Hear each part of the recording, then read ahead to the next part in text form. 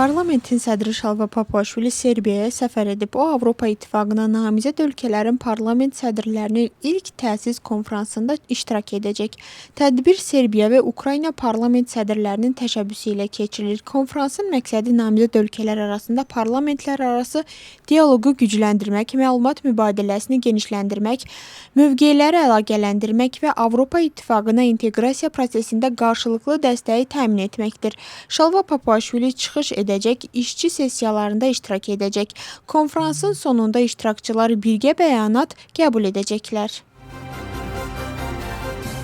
Haqada keçirilən ATƏT Parlament Assambleyasında Gürcüstanla bağlı qətnamə layihəsi sabah səs verməyə çıxarılacaq. Gürcüstan nümayəndə heyəti də tədbirdə iştirak edir.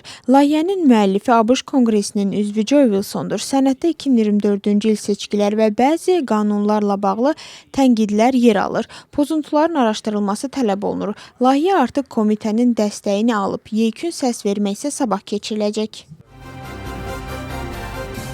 Sabotaj işi üzrə məhkəmə prosesi davam edir. Söhbət Mixail Saakashvili, Nika Meliya, Nika Guaramiya, Zurab Japaridze, Georgi Vaşadze, Badri Japaridze, Mamuka Xazaradze və Eleni Xoşdaryanın epizodu ilə bağlıdır. Məhkəmədə səhərdən etibarən ittiham tərəfinin sübutları araşdırılır.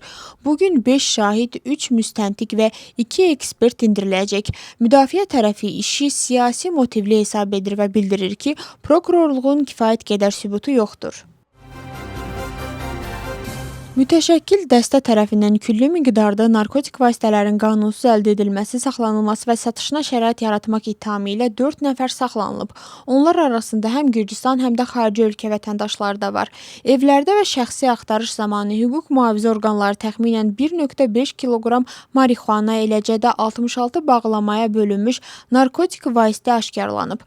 İstintaq müəyyən edib ki, təqsirləndirilən şəxslər narkotikləri kiçik bağlamalarla ayıraraq Tbilisinin müxtəlif ünvanlarında gizlədir. Daha sonra isə internet platformalarından biri vasitəsilə satırdılar.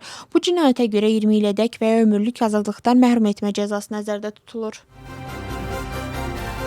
Miqrasiya xidməti 54 xarici ölkə vətəndaşını Gürcüstandan deportasiya edib. Deportasiya olunanlar arasında Türkiyə, Türkmənistan, Rusiya, Hindistan, Azərbaycan, Belarus, Pakistan, Nigeriya, Misir və Filippin vətəndaşları var. Həmin şəxslərin Gürcüstana yenidən girişinə qadağa qoyulub.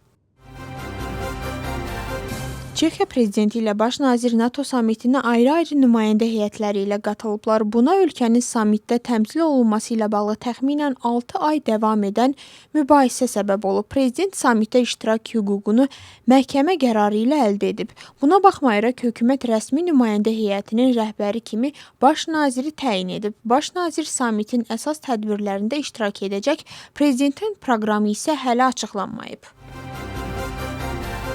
Ukrayna prezidenti Vladimir Zelenski bildirib ki, ölkədə Rusiyanın ballistik raketlərindən müdafiə üçün Patriot hava hücumundan müdafiə sistemlərinə məxsus raketlər kifayət qədər deyil.